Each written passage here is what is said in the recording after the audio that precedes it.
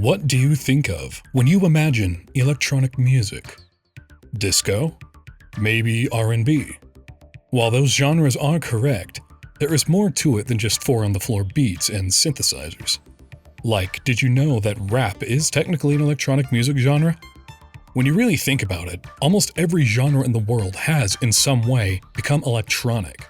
Much like how, evolutionarily speaking, everything eventually becomes crab.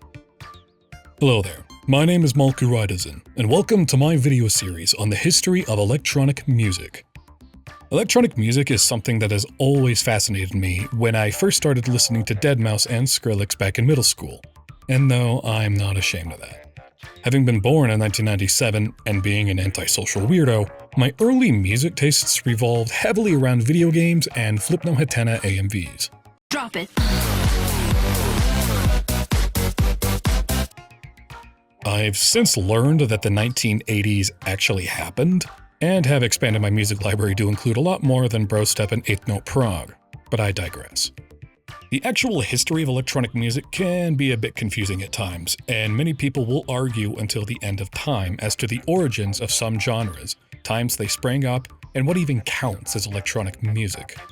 I'm going to try my best to put together a timeline and sort of roadmap for the history of electronic music, and hope to bring all of this together in a way that makes enough sense for the common person to understand. Keyword being hope. I will be using a variety of resources, mostly Wikipedia, in order to put this series together. Initially, this was heavily based on Ishkur's Guide to Electronic Music version 3.0, but upon further inspection I realized that there is more to electronic music than what Ishkur's put together, and I kind of had a heavy bias towards the guide. However, Ish does quite possibly have the most clearly made timeline and map of electronic music history that I can find, so I'll be following that format for the series, with my own changes here and there. If I've made any mistakes in my research, feel free to let me know in the comments below, and I probably won't do anything about it because I got distracted by my cat. Also, I'm not trying to steal anything or discredit anyone as to research or whatnot in this series. I'm just a wyvern with nothing better to do than to make a video series on something I'm passionate about. Section 107 of the copyright law provides the statutory framework for determining whether something is a fair use and identifies certain types of uses, such as criticism, comment, news reporting, teaching, scholarship, and research, as examples of activities that may qualify as fair use. In other words, get off my back, YouTube. With all that out of the way, let's kick this series off with a bit of prehistory of electronic music so that we can have a better understanding of how this all eventually came together.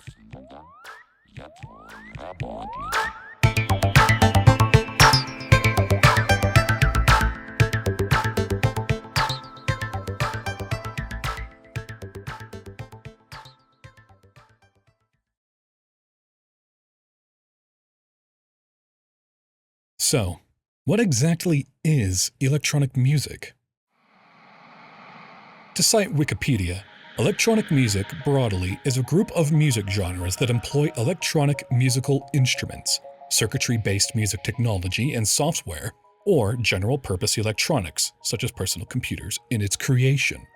It includes both music made using electronic and electromechanical means, electroacoustic music. People have been making music for as long as people have existed. It started all the way back with leather drums for tribal dances and religious hymns sung in ancient Ugarit. Music is a part of what it means to be human and to have culture. It's always been around and always will be, while evolving alongside us through time. But when it comes to electricity, that didn't really start to meld with music until the 19th century.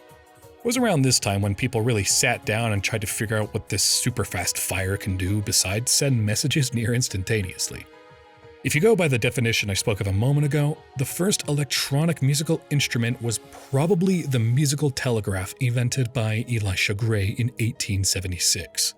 The musical telegraph used steel reeds whose oscillations were created and transmitted over a telephone line by electromagnets. It contained enough single-tone oscillators to play 2 octaves, and later models were equipped with a simple tone wheel control. This was just one of the many inventions that Gray made, by the way. The dude mostly worked with telegraph machines and technically invented the telephone, but was beaten to the patent office by Alexander Graham Bell. These sorts of devices popped up in history until about World War I. Kinda have to put everything on hold while Europe tries to gas itself to death.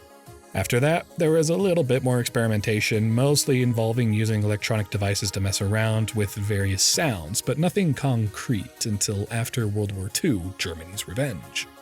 Once the dust settled, you were left with a bunch of PTSD-riddled radio specialists that wanted to do something new, that went against the status quo of what was considered music. So a group of scientists took their fun electronic devices and started to experiment. And that, my friends, is how electronic music was born.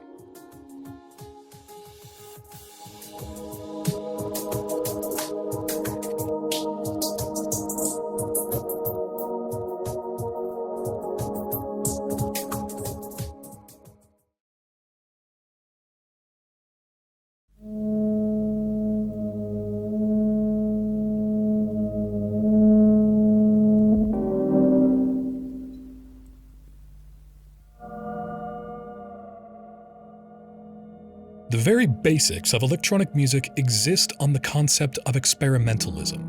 The idea is to see what sort of electronic sounds you can get out of various machines and put them together in a format that can be played back. There isn't any actual structure to it because the focus is just on finding electronic sounds. Battery dying in your radio and it makes a funny sound? Record it. Radar beeps as your enemies hone in on your location? Record it. Grandma dying as her heart rate rapidly increases then flatlines? Record it. Grandma may be dead, but at least her dying pulse will be sampled for the rest of time. What a way to honor her. We don't remember experimental for the recordings created, because the only people who might enjoy it are lobotomy patients, but for its willingness to explore possibilities in music creation. You really have to listen to this with the mind of someone from the mid-20th century. All you knew about music at that point was live performances, gramophone recordings, or whatever was being played on the radio. But to learn that a single person collected all of these sounds, recorded them, and played them back to be listened to was impressive. There isn't exactly a single person credited for creating experimental because it's such a broad concept. But some notable figures in the early days of it are John Cage, Bernard Parmigiani, and Pierre Schaeffer. Speaking of Schaeffer, he's responsible for the creation of the next genre, musique concrète.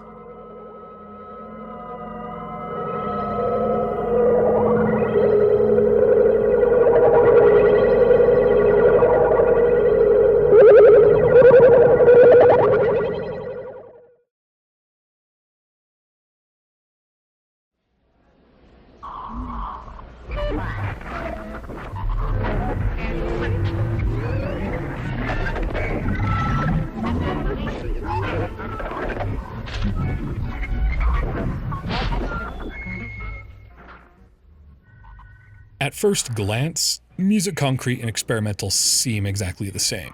They both sound like someone let a 5-year-old with untreated ADHD loose in a Foley studio. The difference between the two is actually in the method of sound creation. You see, experimental was all about using electronic devices to make sounds, but musique concrète was about taking already existing, or concrete, sounds and manipulating them with electronic devices to make new sounds. Just a different method of sound creation. Pierre Schaeffer is often credited as the father of electronic music with his exploration of musique concrète. Schaeffer was a radio operator for the French resistance during World War II, and after the war, Schaeffer went on to create the Musique Concrète Research Group, GRMC. I don't know French, I'm sorry. This gave him access to all sorts of new toys and basically started the genre for real. He worked with various musicians and scientists in order to further explore the musical potential that existed within the world around him. In short, almost every known way of creating or messing around with electronic music was probably first done by Schaeffer. The guy sure did a lot. It is from both musique concrète and experimental that other genres begin to show their heads. It's just a natural evolution that came with technological advancements in the music industry, like magnetic recording tape and early machines resembling synthesizers like the Yamaha Magna organ. Tons of people from all over the world started to work with electronics after taking inspiration from Schaeffer. It was here that the floodgates were really opened. Anyway, I hypothesize that, eventually, music concrete will be reborn in a way that we don't currently understand. With the advancement of technology and music constantly changing, someone will recreate the genre but call it something else. Maybe sonic frequency fabrication. I don't know.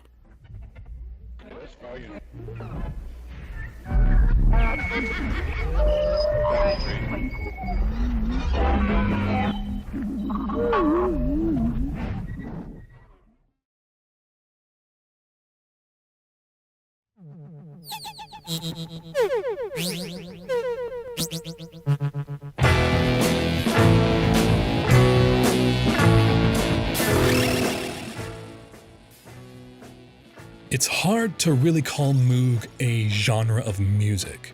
I'd say it was more of another brick in the foundation of electronic music. Experimental was about finding new electronic sounds, music concrete was the manipulation of sounds, and Moog was the first commercial synthesizer. Invented by Robert Moog in 1964, the Moog was a large machine that required one to twist some knobs, plug some cables in, and have a basic understanding of how an oscillator works in order to use it. What's an oscillator? In simple terms, it's a machine that makes electronic waves that result in various sounds that can be manipulated in some way. The most common waves used in electronic music production are sine, triangle, square, sawtooth, and noise. The Moog was able to create these individual wave shapes and allowed you to manipulate them with filters and envelopes to make them different. Moog wasn't anything more than a novelty until a woman by the name of Wendy Carlos fell in love with the machine. She took every module for it, made them better, and released the incredibly successful album Switched on Bach, which was just a bunch of Sebastian Bach's music recreated on the Moog. There's also a video of her demonstrating how she uses her Moog and explains the whole process much better than I can, so I suggest you go check that out. On top of basically starting the electronic synth movement, Wendy composed the soundtracks for A Clockwork Orange and the original Tron. Also, she's transgender. I'd love to meet her because I'm sure there's so much she could teach. Anyway, Moog as a genre only existed for a short time as more advanced and user-friendly synth machines were released. But you still have to remember that it was Moog that laid the foundation for how most traditional electronic music sounds are made.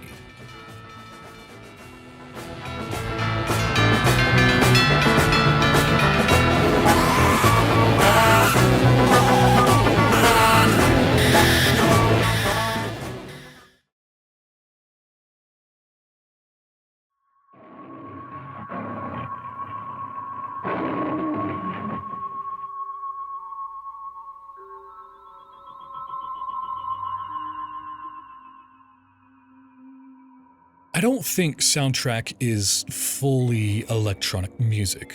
It's more electronic compatible. Soundtrack, as you might be able to guess, is music made to be attached to an already existing form of media in order to enhance it. This isn't a new or novel concept, as having live musical performances during theater productions has existed for a long time. Soundtrack merely found itself becoming electronic fairly early on in this history. It was inevitable that soundtrack would become electronic. The only question was when. That when was in 1956 with the sci-fi film Forbidden Planet. It was the first movie to have an entirely electronic soundtrack, but wasn't actually recognized as such at the time. Louis and Bibi Baron were credited with creating the electronic tonalities for the movie because it was the first time anyone had made an electronic soundtrack. Funny how things play out that way, huh? What's important with soundtrack is that it helped popularize the concept of electronic music. After all, movies are one of the most popular exports of the United States, so making electronic soundtracks is a brilliant way to spread it around.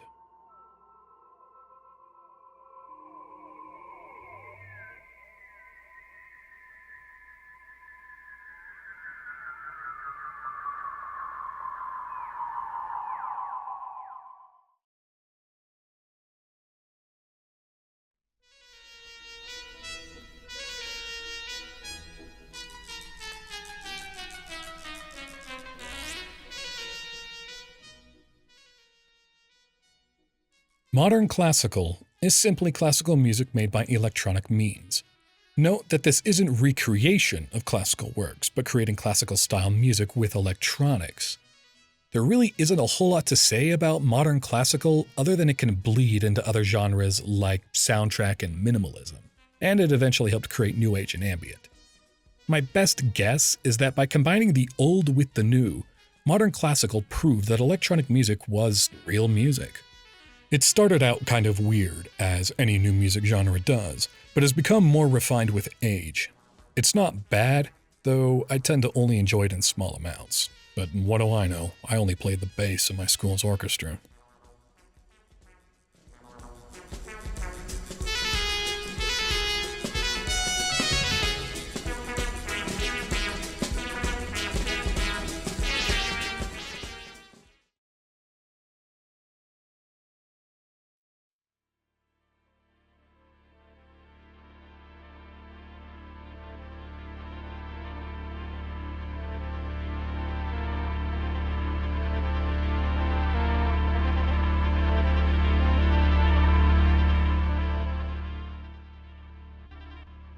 If music concrete was an infant rolling around, minimalism is that infant learning to crawl.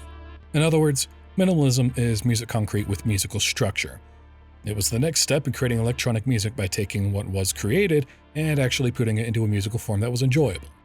The idea of minimalism is to pay attention to the slow, gradual changes that happen over time in a predictable and repetitive manner. You could honestly say it's the basic musical structure of electronic music, but it still kind of makes me anxious. If you want a pretty good visual illustration of minimalism, go watch the Stargate scene from 2001: A Space Odyssey. You could probably play any minimalism music over that and it would fit, while Dave discovers that the meaning of life is pretty lights and nature shots with color filters over them for 9.5 minutes.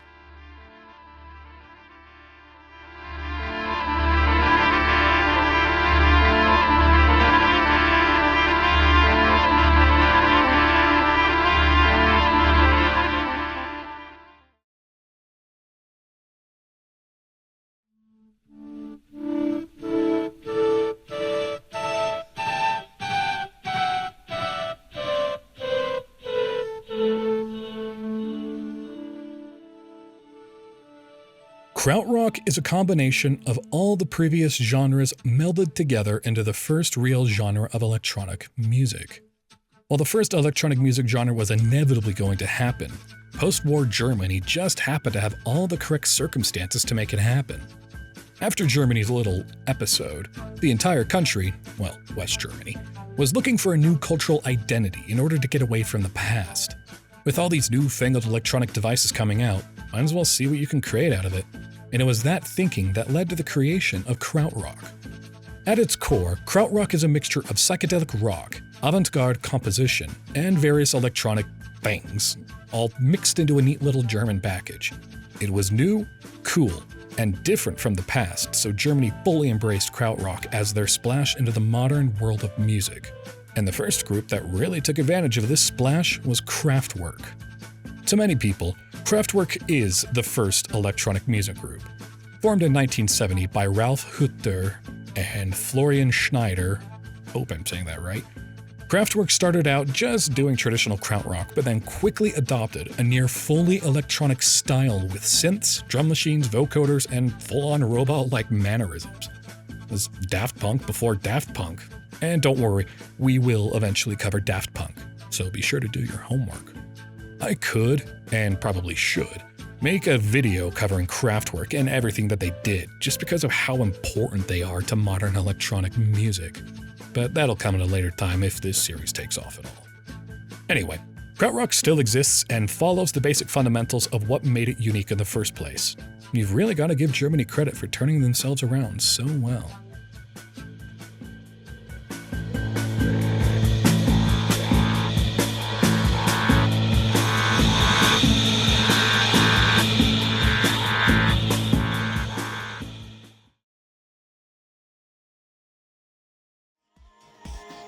And that covers the first episode on the history of electronic music. It can be a bit confusing to understand, but think of these genres as the fundamentals of what makes electronic music. Experimental was about finding electronic sounds. Music concrete was about manipulating existing sounds. Moog was the first commercial synthesizer. Soundtrack popularized the idea of electronic music. Modern classical embraced the old with the new. Minimalism built musical structure. And Crut Rock combined all of it into the first electronic music genre.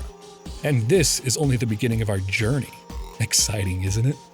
From here, we have a large selection of music scenes that adopted an electronic personality, like hip-hop, garage, house, urban, and Eurodisco. Any preferences as to which scene I should cover next? Let me know in the comments down below. Also, be sure to like and subscribe, or whatever else the almighty algorithm demands. With that, I'm Malku, and hope to see you next time.